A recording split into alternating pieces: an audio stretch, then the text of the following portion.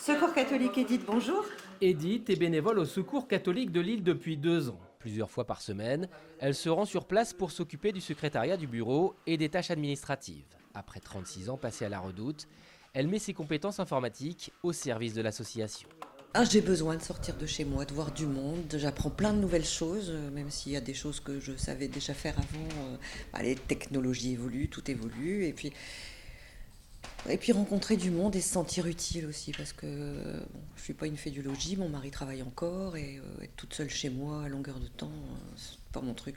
Edith s'épanouit aujourd'hui au Secours catholique, une mission qu'elle a trouvée grâce au site Bénévolte, une plateforme dédiée aux jeunes seniors et qui vise à faciliter le recrutement des bénévoles avec des profils et des missions bien ciblées.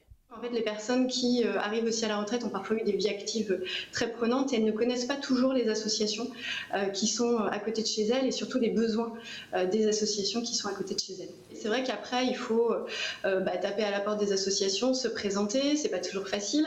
Donc c'est vrai qu'avec un site internet, on peut voir directement en fait l'annonce, lire les besoins, voir si cette mission-là nous correspond et du coup y candidater directement via le site. Dans les Hauts-de-France, 65% des retraités sont engagés. Participation aux activités d'une association, solidarité de proximité, vie citoyenne. Il y a 1 an, une vaste étude a été lancée afin de mieux comprendre et d'améliorer leur engagement.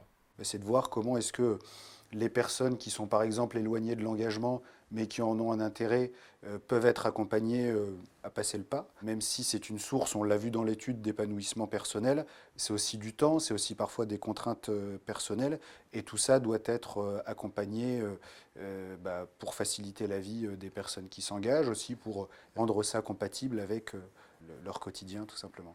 Une étude qui montre également que 8 retraités engagés sur 10 comptent poursuivre ou augmenter leur niveau d'engagement.